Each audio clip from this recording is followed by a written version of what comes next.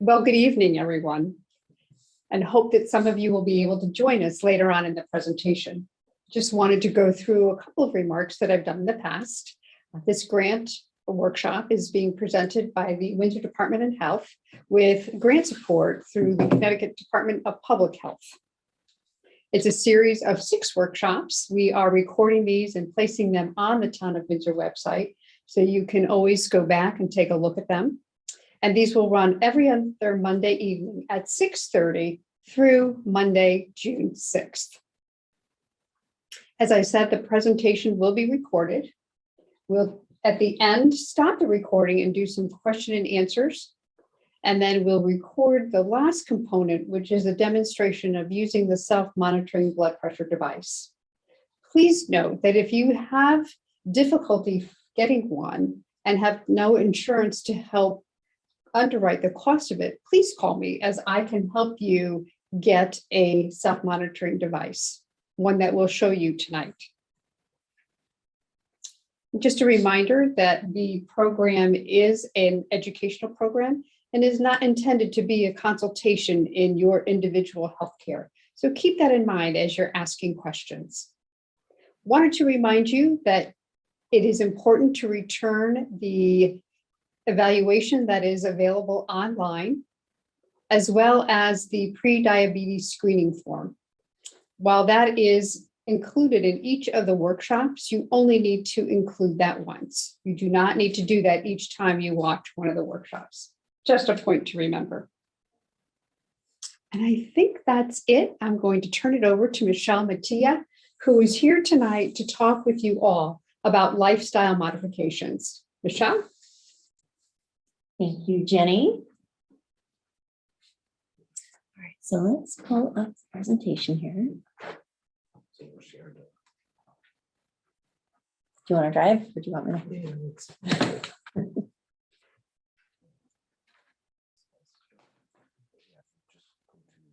Share. Share screen? No. Yeah. And just click on, yep.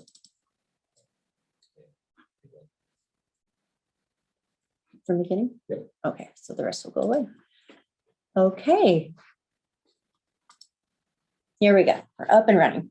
Okay, so I'll give you a brief introduction or bio of myself. And my background is both in exercise and nutrition. So I come to you as an exercise physiologist, as well as a registered dietitian. So I get to talk about the calories in and the calories out, and both are important parts of the equation for lifestyle modification. So it's important to understand where we are now to determine what our needs are as a society to become healthier and reduce our risk for certain diseases, especially heart disease, hypertension, diabetes, things of that nature. So every year I come and do a talk similar to this, and the numbers change every year, and every single year they've only increased. So currently about 3/4 of adults are overweight or obese. So last year it was in this high 60 something percentage.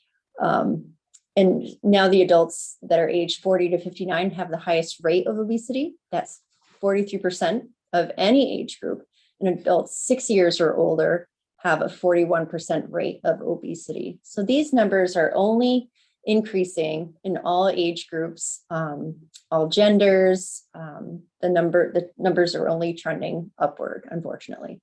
And that does not exclude children. About 40% of kids are overweight or have obesity, and the rate of obesity increases throughout childhood and teen years.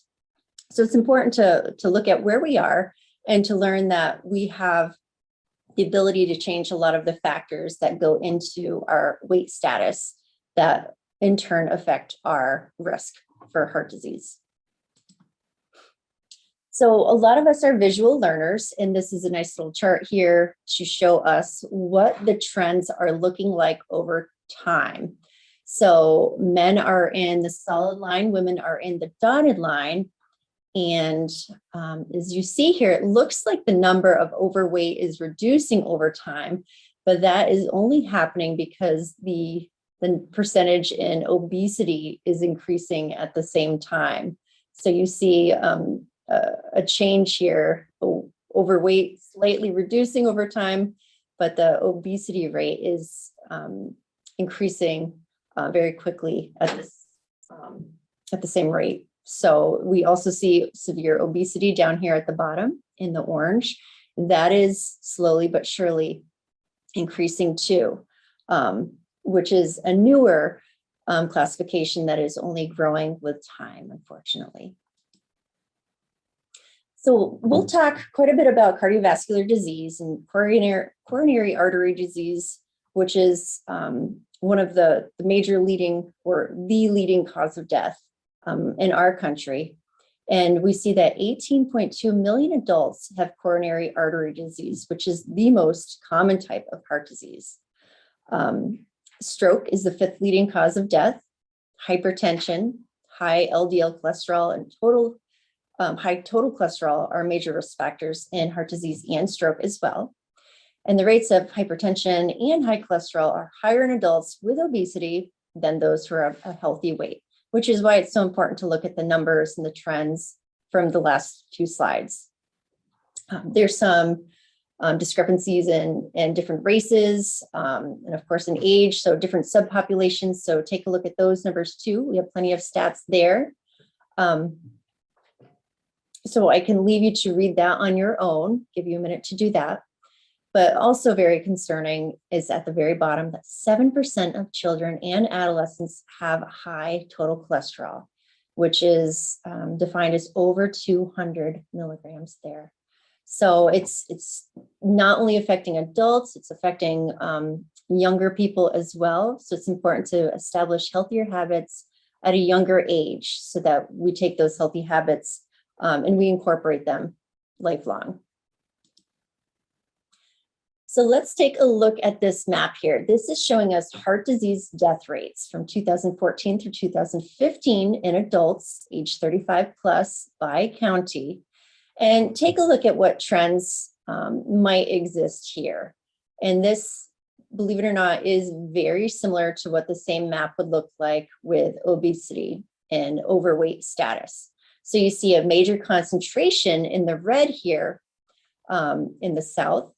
Of course, they say everything is bigger in Texas, so sometimes the servings are bigger, and they're finding that the waistlines tend to be bigger in the South as well.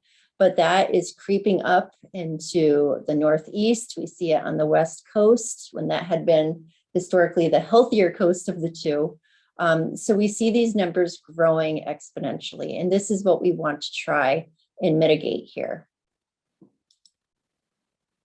So diabetes is another one of those major diseases that our lifestyle can have a huge effect on. So our risk is increased or decreased based on our lifestyle. Of course, genes have an effect here in diabetes as well. But even with a diagnosis of diabetes, your diet can drastically affect your quality of life, again, with the disease. So we're looking at 11% of Americans that have type 1 or type 2 diabetes, and that number is growing each and every year. About 35%, and this is an incredible number, 35% of American adults have pre-diabetes, and people 65 years old or older have the highest rate compared to any other group. And the most concerning thing about this number is we have at least 3 times the amount of Americans with pre-diabetes than have diabetes. And this is a group that is not able to see a dietitian through most of their health insurance companies yet. Most times there's certain criteria that the individual has to meet in order to meet with a dietitian to receive counsel on their diet. So unfortunately, most people have to get the diagnosis of diabetes to be educated on this topic. So that's why it's important to be here for some preventative information so that you can avoid this if at all possible, or postpone, which is so important. And this is no surprise, but 90% of adults with diabetes are also overweight or have obesity. So that is an incredible number. So we know that our risk of our being obese increases our risk for diabetes drastically. We have some more statistics here with children and adolescents having diabetes, with a greater fraction of them having type 1 diabetes, but the type 2 diabetes is certainly infiltrating the child and adolescent age group. And also important to note, in women, about 6 to 9% of pregnant women develop gestational diabetes. And once these women have developed gestational diabetes, it tends to go away, of course, once the baby is born. But these women have a greater risk for developing type 2 diabetes in the next 10 years after that baby is born. So I don't know the exact percentage at this point, but it is a profound increased risk for developing type 2 diabetes just because of having the diagnosis of gestational diabetes during pregnancy. So it's important to have that information as well moving forward. So another map here where diabetes is most prevalent in the US, and you'll see that the trend is very similar to the last map of cardiovascular deaths in this country. So we see a very similar trend in the South, creeping up to the Northeast, as well as trickling over on the West Coast. So you see these numbers increasing over time. And these numbers are from 2017. And that is only with diabetes, not the pre-diabetes, which we just learned is about 3 times the amount that you would see on this map here in population. So what can we do? What is in our control so that we can reduce our risk for some of these chronic diseases? So the first thing your doctor will say to you is lose weight if needed. So achieving an ideal body weight is something that we should be striving to do. And that can come about with various strategies and approaches. So we'll talk about those in depth tonight. There's various dietary patterns that we can follow. And again, this is not a one diet fits all approach. That's why there's a few here that are similar, but they vary in some forms. Again, we'll go over those details and we'll see what one might appeal best for you, or that you have a feeling you would be more likely to try. And that's really what it comes down to, is it's a dietary pattern that you can follow lifelong. It's not a diet that you're going to go on until a desired time or body weight, and then you revert back to old habits. So this is a dietary approach that speaks to you and that you can follow for the long term. And that's the Therapeutic Lifestyle Changes Diet, the American Heart Association recommendations, the DASH diet, which is the dietary approaches to stopping hypertension. And the Mediterranean diet is another widely accepted dietary pattern. So if you do nothing else, one recommendation is just portion controlled foods. So if you're not willing to really work on the quality of the foods quite yet, you can work on the quantity of those foods. So getting accustomed to downsizing your bowls and plates, putting your fork down between meals or between bites and eating more mindfully. So these portion controlled foods and beverages can be very helpful in achieving an ideal body weight. Next, any of these dietary patterns are going to recommend reducing highly processed and or sugar sweetened food and drink.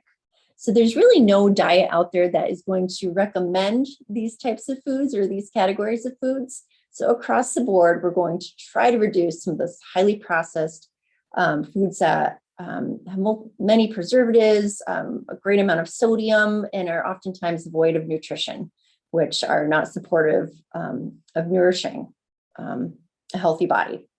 And we know that the sugar sweetened food and beverage is, again, empty calories that might provide some calories, but no nutrition to speak of. So we want to make sure that we're finding suitable alternatives to those.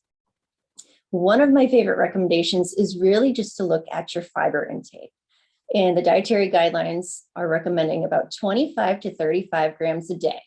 So figuring out where you fall in that range is if you are smaller, a woman, if you're less active, you're at the lower end of that range. If you're a larger man, if you're more active, if you're a pregnant woman, you might be at the higher end of that range. But the American average for fiber intake is about 14 to 15 grams of fiber a day. So we have a long way to go with our fiber, and making sure that we get more fiber in our diet from fruits and vegetables and whole grains and some plant-based proteins like nuts and seeds and beans is going to automatically clean up your diet so that you're getting more wholesome, more nourishing foods in your diet, which in hopes replace some other less nutritious foods in your diet. So if you make fiber your focus, that can naturally shape up your diet. That's another way to look at it. Fats is a huge topic when it comes to heart health. So the major recommendation here is replacing your saturated fats. And those are the fats that are solid at room temperature, like butter and lard and things of that nature, and other trans fats, which we'll talk about what those are and where they are in the diet, with unsaturated fats. So those are more of the monounsaturated and the polyunsaturated in the form of omega-3 fatty acids. And we have a few slides on that topic in just a few. So hang on to that thought if you need more information there. And then the last few here is just adding more fruits and vegetables, again, for antioxidants, for increasing nutritional density. Those antioxidants are just great for health, reducing risk for certain conditions down the road. And not only is the antioxidants and nutritional density important, but giving you a lot of bulk and a lot of volume for not a lot of calories. So it can be very filling, especially if you're trying to lose weight and reach an ideal body weight. The last two would be alcohol in moderation. So alcohol is permitted in certain dietary patterns like the Mediterranean diet, but that would be 1 to 2 alcoholic drinks per sitting. We don't recommend to start drinking if you're not currently drinking. And the last one here, we'll talk about at the end here, is exercise as tolerated. So of course you want to get your physician's approval to get started on an exercise routine, and then progressing slowly, making sure that you're listening to your body, getting some support as needed, maybe an exercise buddy, and just somebody that can also make sure that if you're doing some exercises like strength training, that you are doing those exercises correctly. So a lot of senior centers and some gyms will provide some assistance for free. So certainly inquire about that. So that is a lot of information. We'll go through some of those in a little bit more detail. But the big picture, again, is the quality and quantity of your food and drink are important. So sometimes just keeping a food log to see what you're eating and when, and what kind of trends transpire there is so important to take note of. The physical activity versus your physical inactivity. And we sit more than we stand in exercise. So it's important to get up and move as tolerated. And then also not to be excluded is stress management. So we're talking about heart health mostly this evening. And your heart it's so important to keep stress levels down to maintain a healthy heart. So if you're finding that your stress levels have increased over time, or you need some support for that, it might be important to look at creating a goal in this category as well, and seeking help or assistance for that. And the last two here would be sleep. So sleep is so important to recovery and to recharging your batteries and to be an overall healthy individual. So we don't want to make sure this is the missing leg here.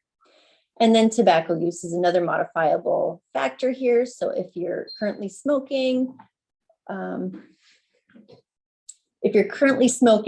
then it is certainly in your best interest to seek assistance to stop smoking or smoking cessation. So those are some of the biggest things that you can work on today, maybe taking each of those 5 categories and developing one SMART goal under each section. So a very specific, measurable, time-sensitive goal is really important. So take a look at those, see where there's room in your lifestyle to make change, and then work towards those goals. So getting into some of these recommendations, and they vary in certain ways, but the overarching theme is relatively the same. But the American Heart Association really hones in on fats, and they look at your cholesterol levels as being a major risk for heart disease. So they encourage us to lower our LDL cholesterol, and that's the one that we want to make sure we keep an eye on. It's the HDL that we want to see generally higher. But the LDL cholesterol, we'd like to reduce by reducing overall calories from saturated fat. And we have another slide on that in just a minute. But again, those are the solid fats at room temperature, oftentimes, or always from our animal-based foods and proteins. So it's important to know where the saturated fat comes in the diet. Reducing consumption of the trans fat. And here's the deal with trans fat. If you're unfamiliar or if you've just forgotten what they are, it is a polyunsaturated fat. So that is a fat that's liquid at room temperature. And in the science lab, they hydrogenate that unsaturated fat to the point that it is then solid at room temperature. And it increases the shelf life of that product, like chips, cookies, oftentimes baked goods too, frostings that you'll find on cupcakes. So a lot of the foods we're trying to limit anyway, but we're trying to reduce consumption of those fats or eliminate to the best of your ability. And the way that you'll know if trans fat is in a certain food is turning the product around, looking under the fat category, and it might say trans fat as a category. But if there's 0.5 grams or less per serving, it doesn't have to include it there. But where it has to include it, if it's in that food product, is under the ingredient label. So it would say partially or fully hydrogenated oil, whatever type of oil that they're including in that. So that would be the way to investigate if there's any trans fat in that product, going to the ingredient list and looking for that partially or fully hydrogenated oil. And then the next step here is eating appropriate amounts of calories in quality of calories. So again, types and quality is super important. Following diet therapy for other diseases, such as diabetes, which is where you would modify your carbohydrate intake. Hypertension, we're primarily looking at your sodium intake. So sometimes we're looking at multiple factors in our diet that we want to make sure stay within a certain range. Next is emphasizing those fruits and vegetables, the legumes, whole fish or whole grain, fish, nuts, seeds, the healthier oils, again, those unsaturated, especially mono and poly unsaturated, and low fat dairy. So this should be the cornerstone of our diets here. It's a whole grain, it's wholesome, it's fiber rich, it's colorful, and those are the things that you're looking for a balanced and nutritious diet. So then again, what's not in that cornerstone is the types of the red meat and the processed meats. So it's okay to have in moderation, looking for the leaner cuts when possible. So if it has the word loin or tenderloin in it, that's usually a better option that has less marbling and less fat overall. The processed meats, we know that we want to minimize or reduce, and that is not necessarily just what comes out of the deli, most of which would be high in sodium anyway, but we're looking especially at those Italian meats, the prosciutto and the salami and the kielbasa and hot dogs. Those are the things that we want to make sure that we have as treats and not just an everyday or consistent food in your foundational diet. So the last two here would be limiting intake of sweets, especially the sugar sweetened beverages, because we can drink much more sugar than we can eat. It's much easier to drink than eat all that sugar. So we want to make sure that we pump the brakes with the sugar sweetened beverages. And that's not just soda, it's sweetened iced teas and lemonades and fruit punches and sugar sweetened fruit beverages too. So you want to make sure that those drinks are not adding a lot of nutritionally void calories to your diet.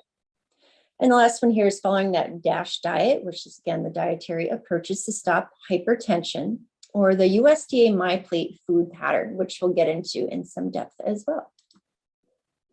So I mentioned you had some slides that really focused in on saturated fat and where it comes from in your diet. And I like this visual because it has all these bubbles here within this large circle of where most of our saturated fat comes from. And I don't know about you, but I was actually quite surprised that the big hitter here was sandwiches. So think about what encompasses or what your sandwich is made out of. You have your bread. So hopefully that is a whole grain bread to get some fiber in the mix. Oftentimes it's not. Sometimes it's a croissant sandwich or something else that might have some saturated fat. And then you have your meats, and oftentimes those are not an incredibly lean or minimally processed meat. So there can be quite a bit of saturated fat in there.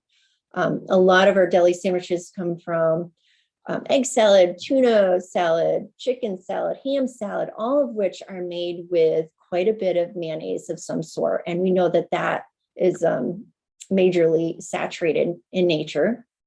And a lot of the red meats and saturated or processed meats would have saturated fat in them.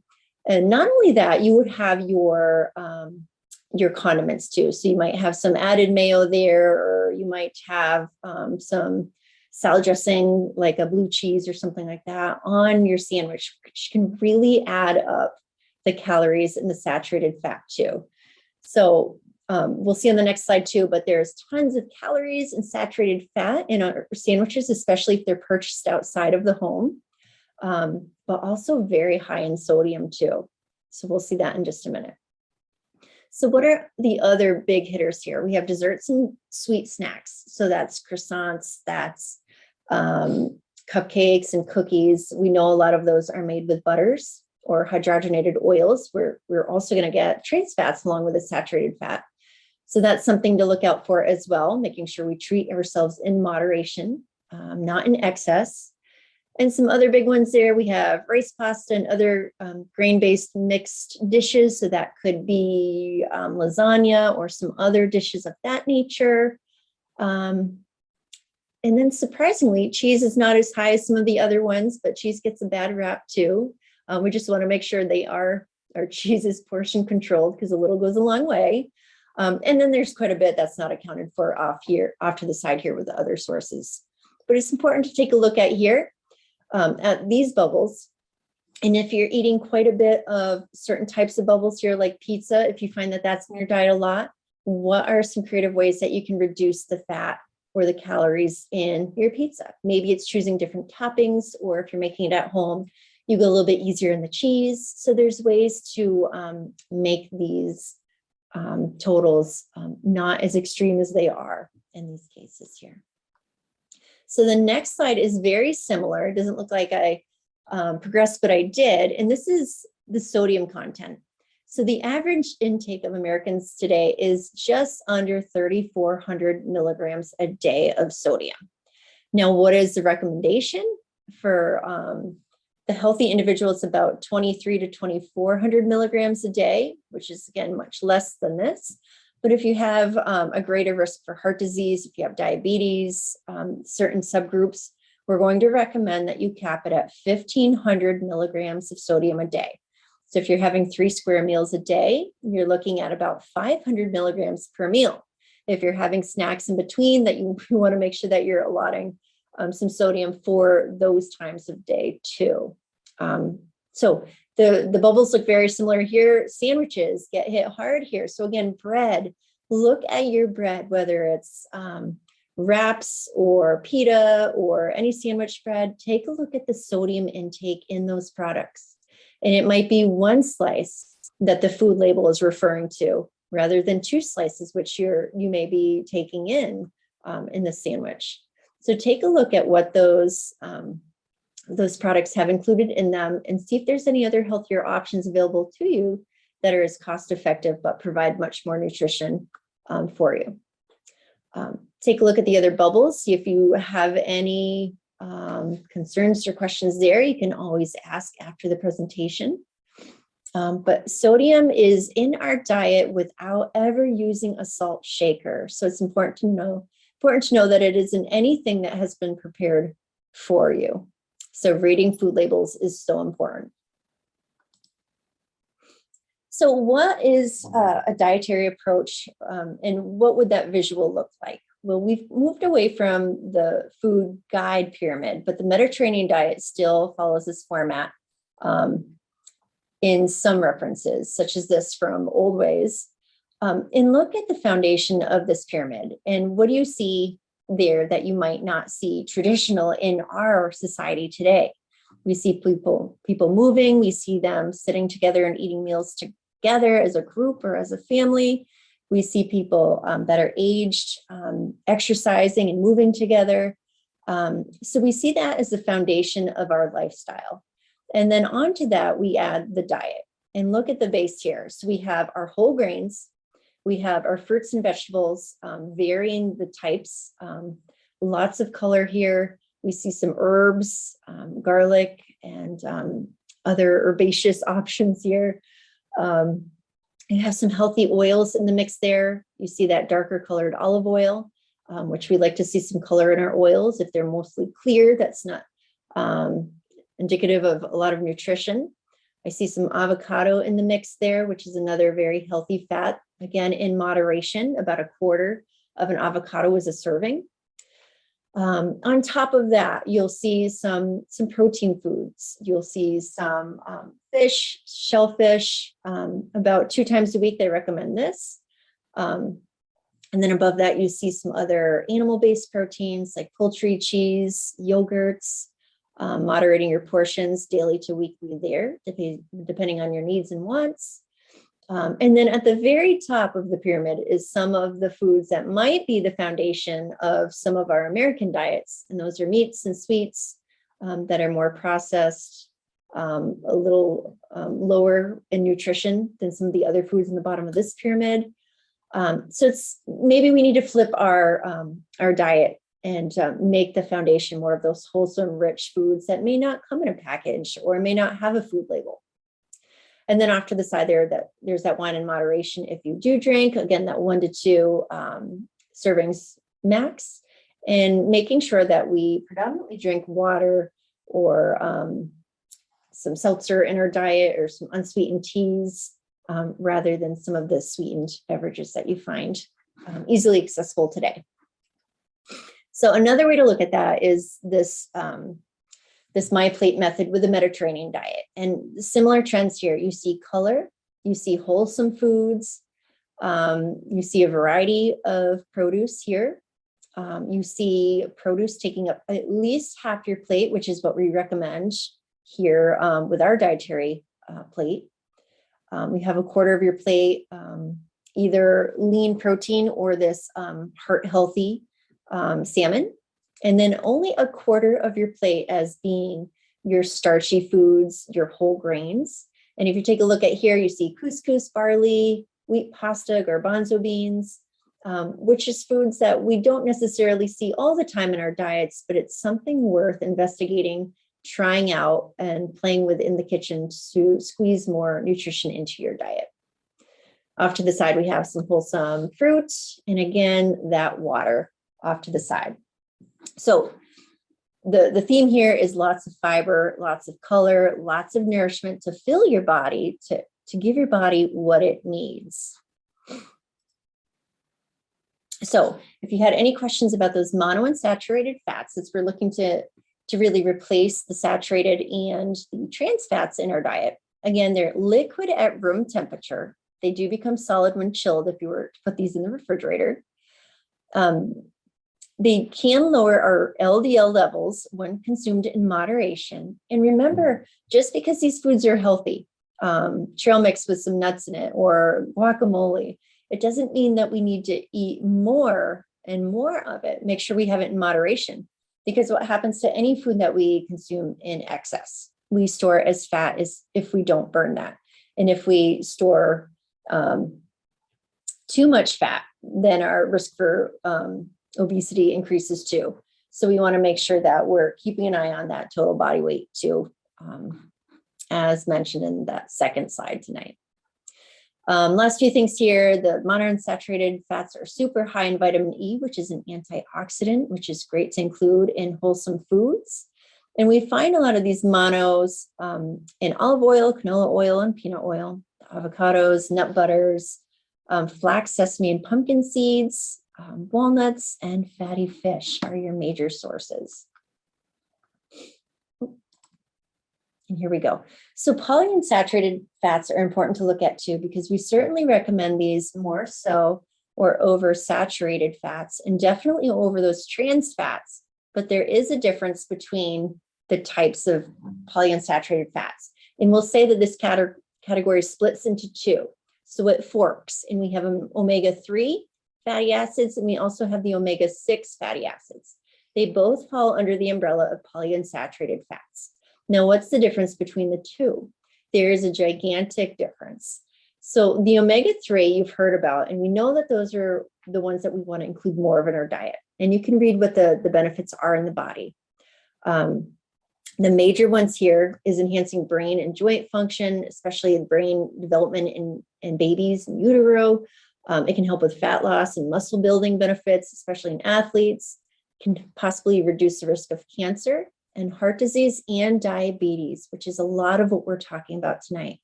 And the big one here is reducing inflammation.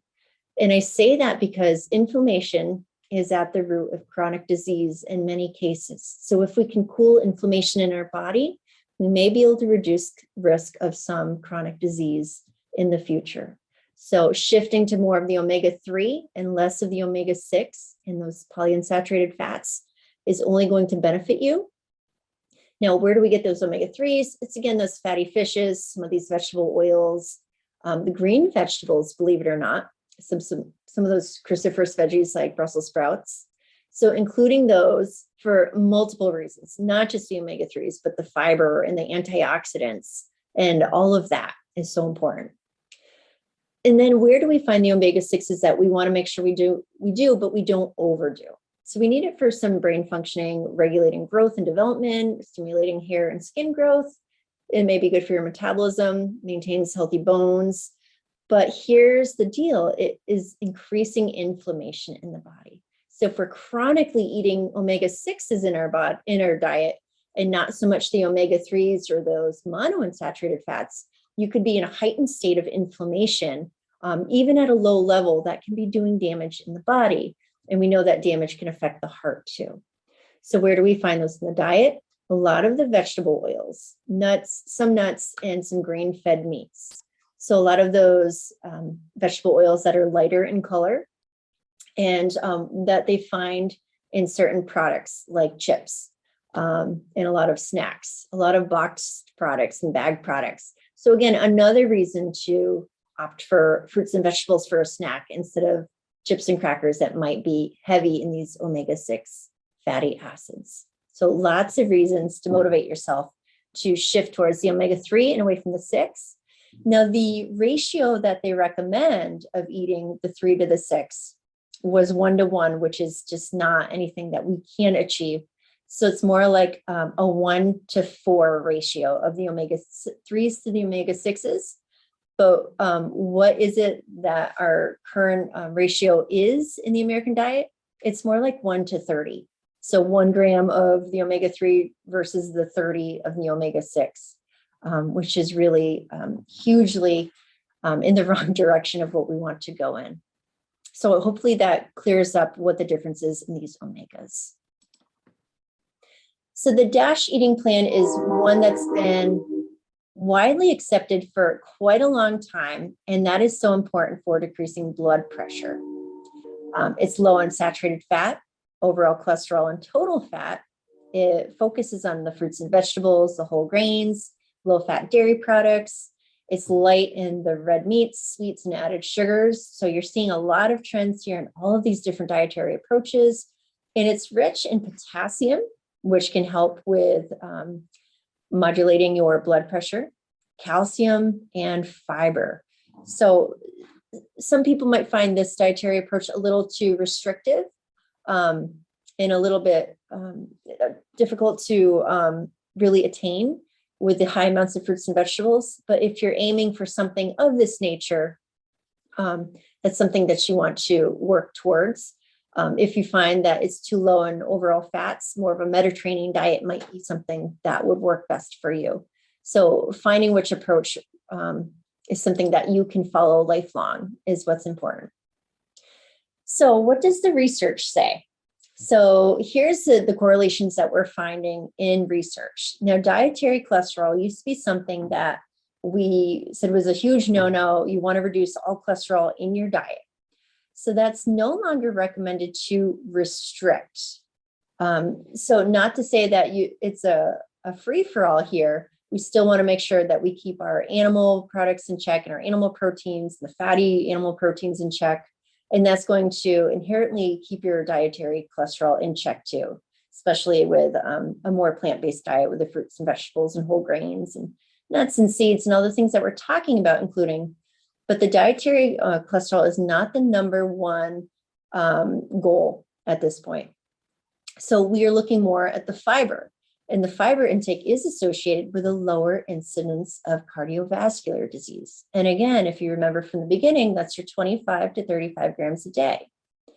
Antioxidants, we're finding that diets high in those,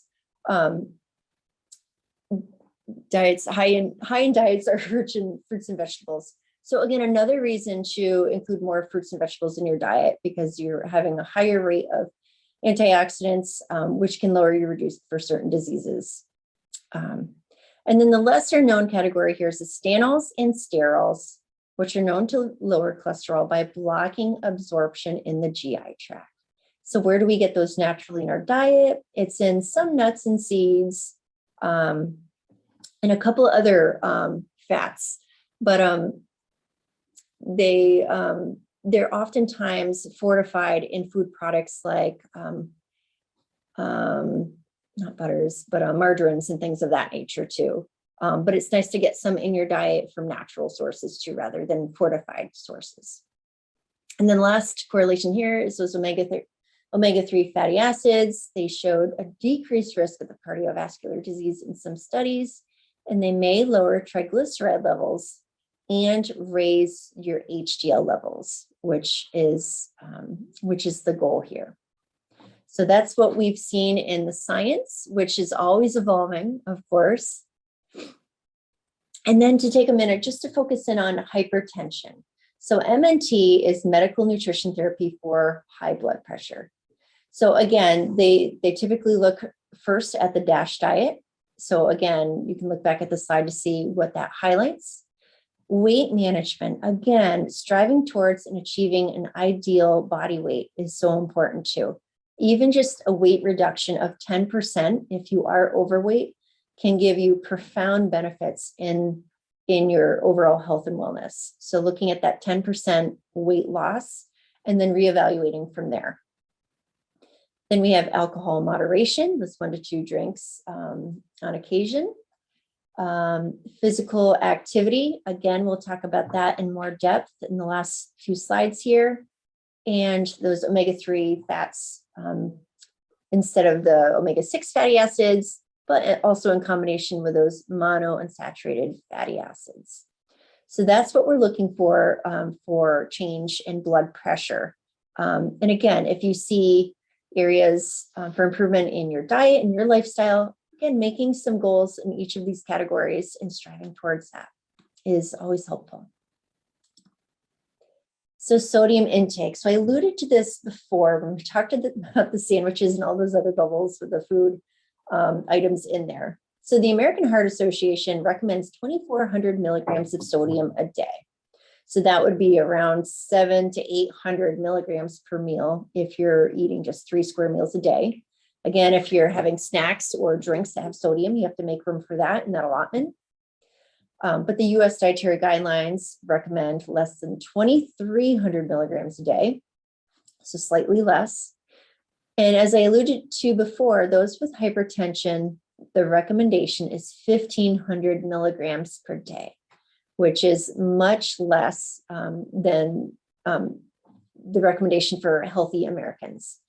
So again, I think the slide earlier on said about 3,400 milligrams of sodium a day is standard in the American diet, but we have a lot of room for growth there.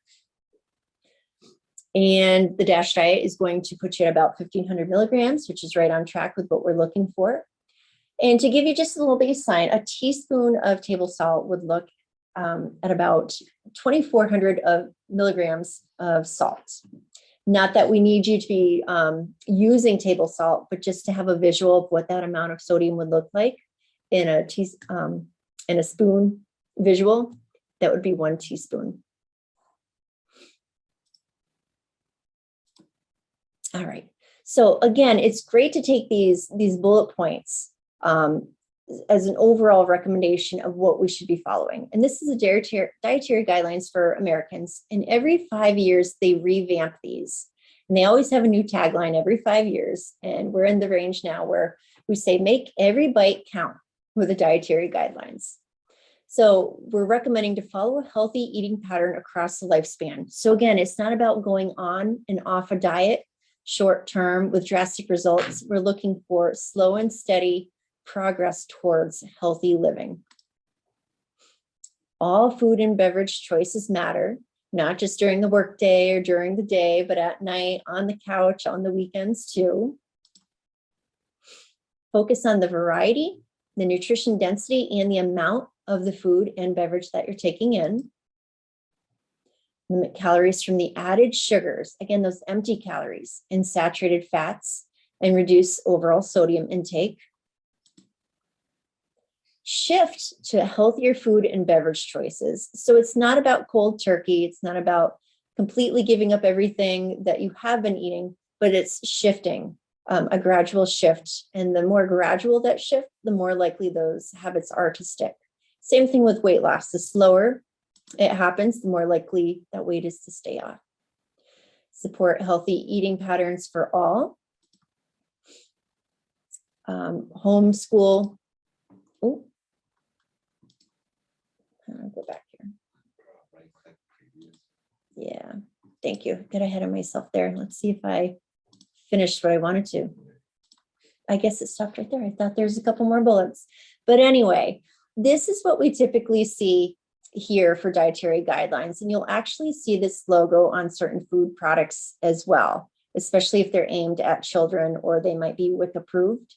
You'll see this choosemyplate.gov logo here. So as we saw in the Mediterranean diet, we look at half your plate produce. You have fruits and vegetables there. The fruit is not always on the plate. Sometimes it's on the side to fill in the gaps with snacks. So what we may not be getting at our meal times, but we can always fit in those snacks to bridge the gap. A quarter of the plate of whole grains or starches, quarter of the plate protein, and that could come from animal-based or plant-based. So making sure that we vary that too is very heart health protective. So when I say plant-based protein, I'm talking nuts, seeds, nut butters, beans, those types of things, tofu. So you have lots of variety in both categories. If you're doing the animal-based protein, we're looking towards more of those lean options. So if you're doing chicken, we might remove the skin. We might do some leaner cuts of red meat. That kind of thing is what we're looking to encourage. And then off to the side, you're looking at the 2 to 3 servings of dairy. Reduced fat is the recommendation there. And then another way to look at it here, if your brain works in a different way, it's all spelt out for you here. Make half your plate fruits and vegetables. Focus on whole fruits. So what do we mean by that? We're recommending less juice, less of the dehydrated fruits, because it's easier to eat a handful of raisins than 2 handfuls of grapes too, and they'd have the same calories if you think about it too. So when you have the dehydrated fruit, oftentimes they're sugar sweetened, and you get a much smaller volume for oftentimes more calories than the full whole fruit option. We're looking to vary our veggies. So if you don't love broccoli and you'll never eat it, that's absolutely fine. There's so many other options out there for you, especially if you're encouraging children to eat their vegetables, trying different vegetables in different ways, cooked, not cooked, with dips, or roasted. There's so many ways to try your vegetables. Keep trying in other ways. We talked about half your grains, whole grains, vary the protein routine, limiting the added sugar, saturated fat, and sodium. So it's becoming very redundant here if you've been following from the beginning. And then you have the reduced fat dairy off to the side there, and that could be yogurt, cheese, or dairy in the form of milk, cow's milk. So as a reference for you, what is the serving size in each of these calories, and how much of each should I have over the course of the day? And again, there's a range because, again, some of us need more calories. We're more active, we're larger. So you're at the higher end of this range. If you're less active, women in particular are usually at the lower end of the range, or if you're trying to lose weight, you might be at the lower end. So again, the fresh, unsweetened options in the fruit category, frozen is fine as long as there's not a sugar syrup frozen into that product. Canned in its own juice, or you can always rinse your canned fruit too to reduce that excess sugar content.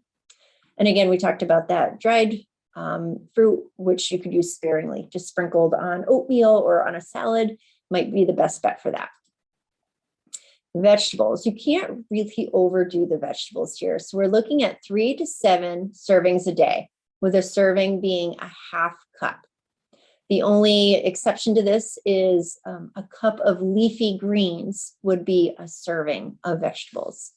So we're looking for fresh, unseasoned. If they're frozen, again, you're looking to make sure there's no sodium included in that, or minimum sodium, or gravies or sauces or cheese sauces that you might find in the frozen varieties. If you're looking for canned options, choose a reduced sodium or unsalted. You can also strain and drain those to reduce even further from what the label says.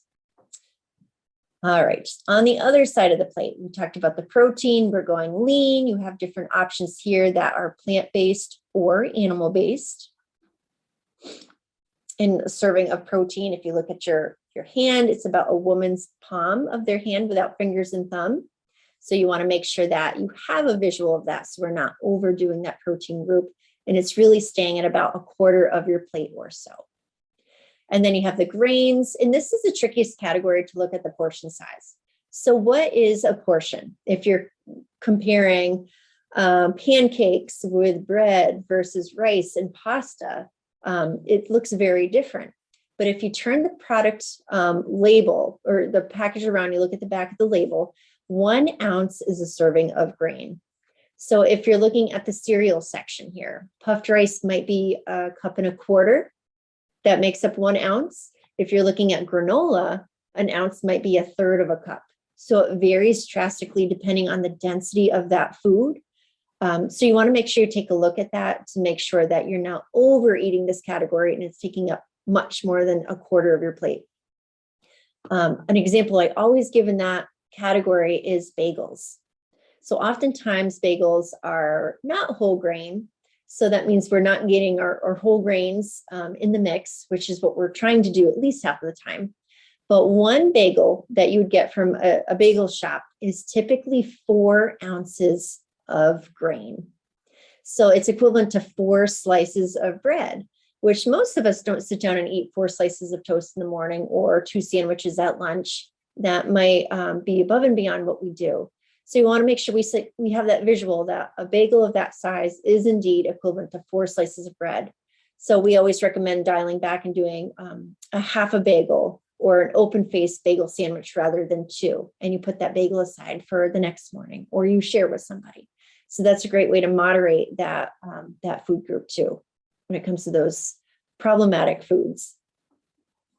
Let's see here. And then the last one is dairy. So I alluded to that being is just milk, cheese, and yogurt. Anything else that you think goes in that food group is probably a sweet treat like ice cream, frozen yogurts, sour cream, things like that are more treats and fun foods rather than making up your dietary intake for calcium-rich foods. So hopefully this visual is helpful in learning how to portion your plate. So we're trying to shop with this in mind too. Am I filling up half of my plate with produce? Not my plate, my grocery basket or my grocery cart, so that you're purchasing with this in mind as well. That can be very helpful moving forward.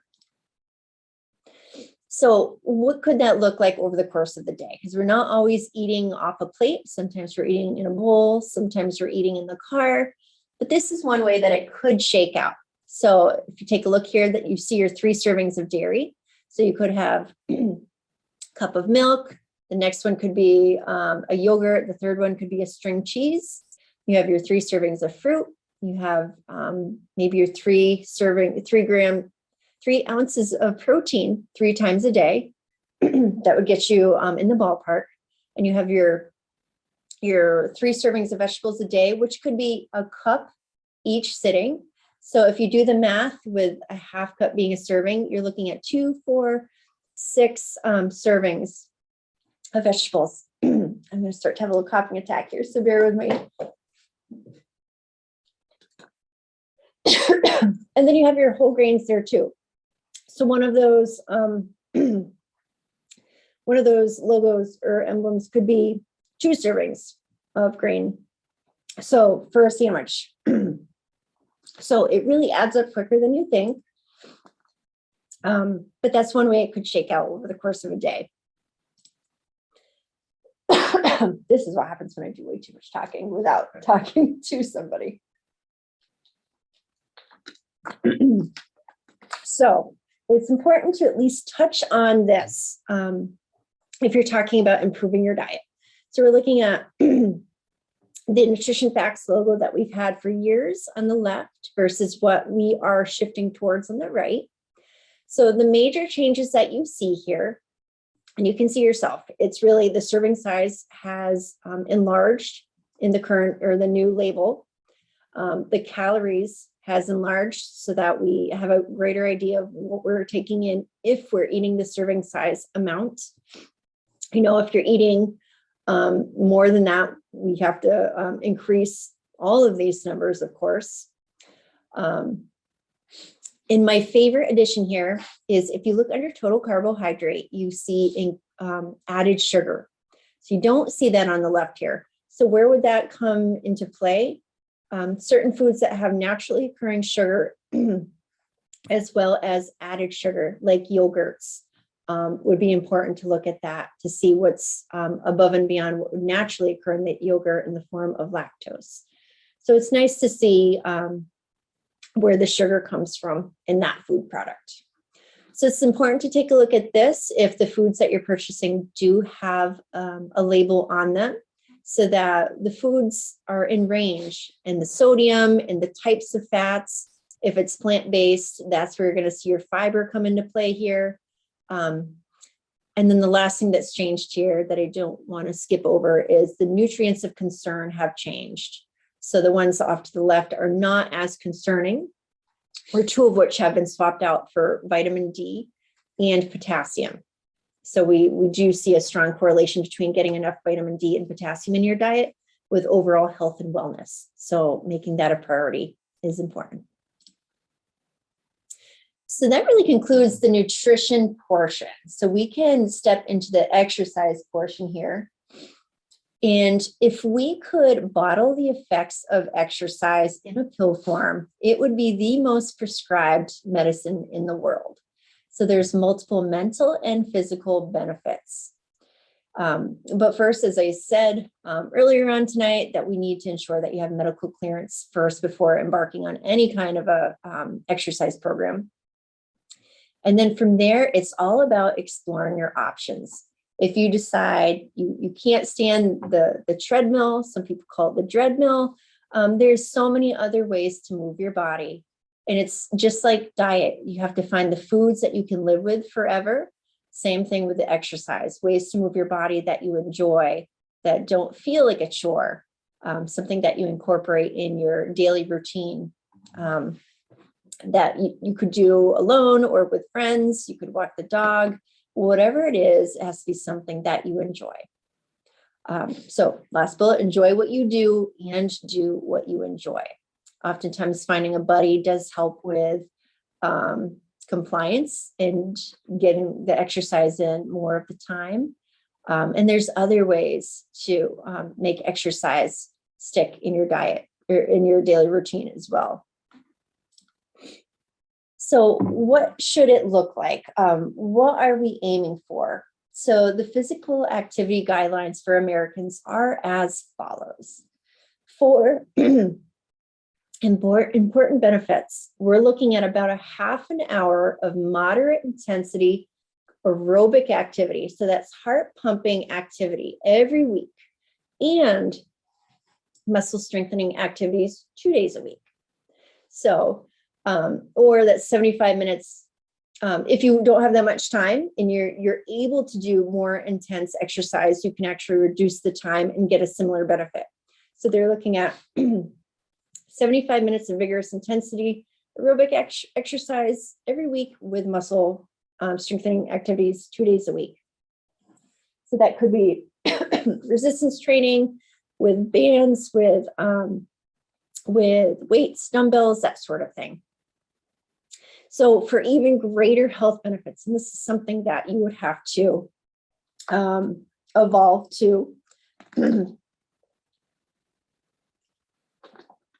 that would be 300 minutes of moderate intensity cardio exercise, and again, the same strength training 2 times a week.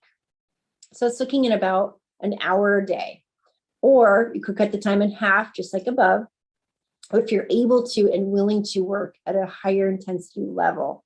You could reap similar benefits to that, again, with the strength training 2 times a week.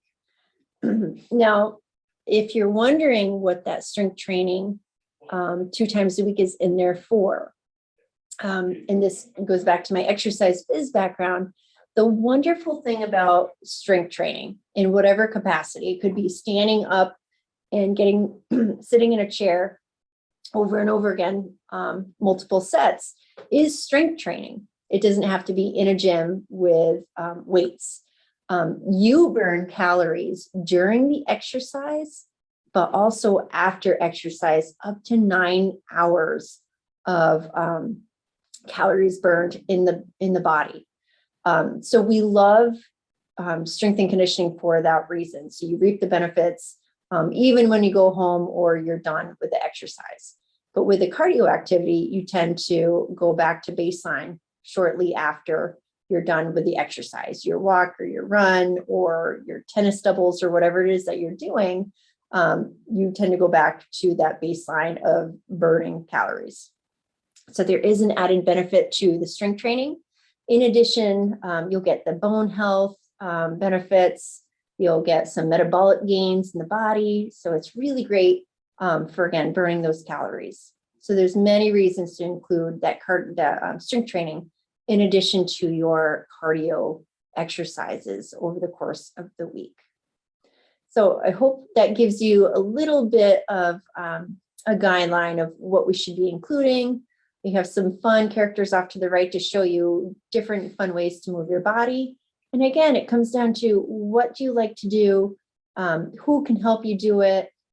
Is there a way that you can make that part of your daily routine? Just like brushing your teeth. You don't think about it. It's just part of your day. You make it happen. Don't make excuses. You just do it. It's the same thing with exercise. If you know that you run out of steam every day, at the end of the day, that may not be your best bet to include at that time. So maybe you're a better morning exerciser, or you take a lunch break and you're able to work it in then. If you don't have a lot of time all at once at any part of the day, you can do some exercise at different points of the day, and you can have a cumulative effect over the course of the day, over the course of the week. So when you have opportunities to move your body, parking further away from the grocery store, taking your time, walking up flights of stairs to a doctor's appointment, if you're safely able to do so, those are some great opportunities to give yourself some greater health benefits.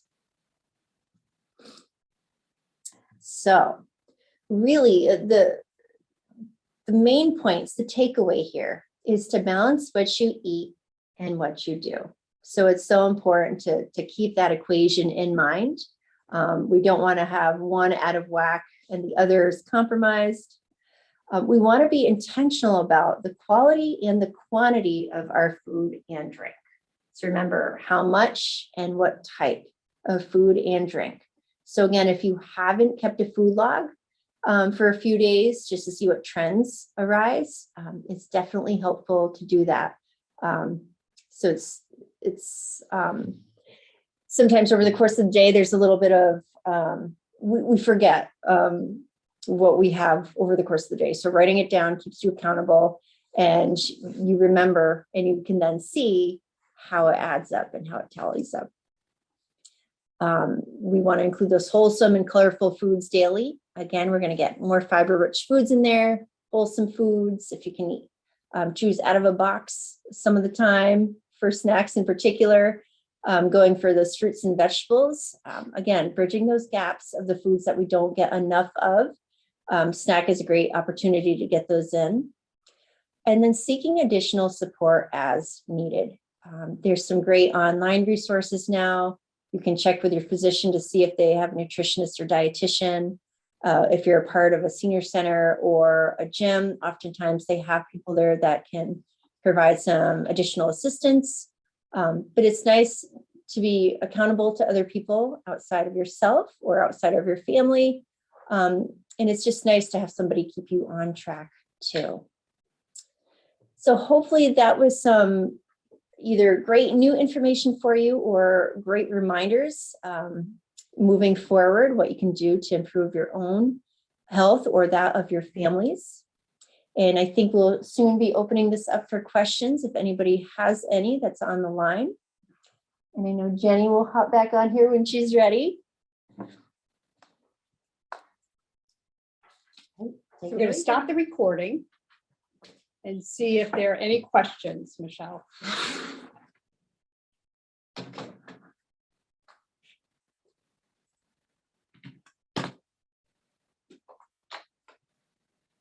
Please leave with something new. So I really appreciate that. All right, so now we're going to just review the use of the self-monitoring device. The last workshop we did, Paula explained how to do this, and it's just going to be a refresher.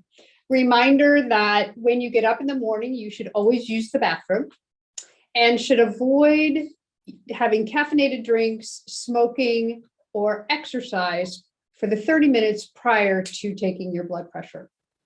Remember, you'll want to do it on a bare arm.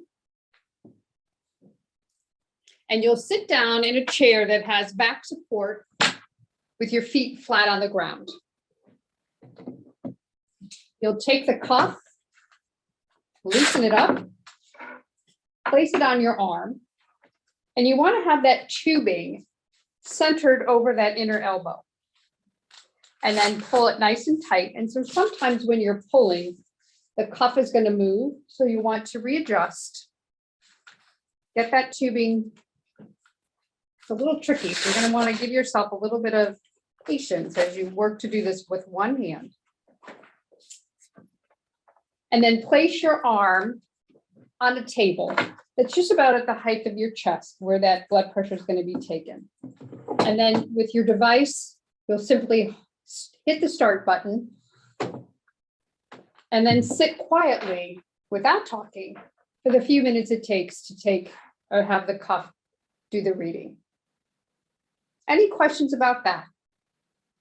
I think we've shared before that this is the Omron device. You can choose a variety of devices from the local pharmacy. You could probably buy them online. If you've had any difficulty, again, getting a device, please let me know. I do have them available. And then always a good idea to write down the reading and bring that to the doctor's office so you can show them the pattern that you've had. And always good to bring the device with you so that you can compare the reading that they're getting in the office with the reading that you're getting on your device. I think there have been some questions about whether or not you need to re-certify or validate. And there is no real way to send the machine to someone to have it validated. But the way we do that is taking it to the doctor's office to compare results to see whether or not they're consistent. Any questions about the self-monitoring device?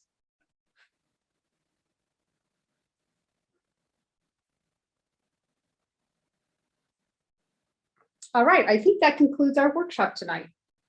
The next workshop is 2 weeks from now, which will be May 9th. And the presentation will be on pharmacology and hypertension. Good night and thank you.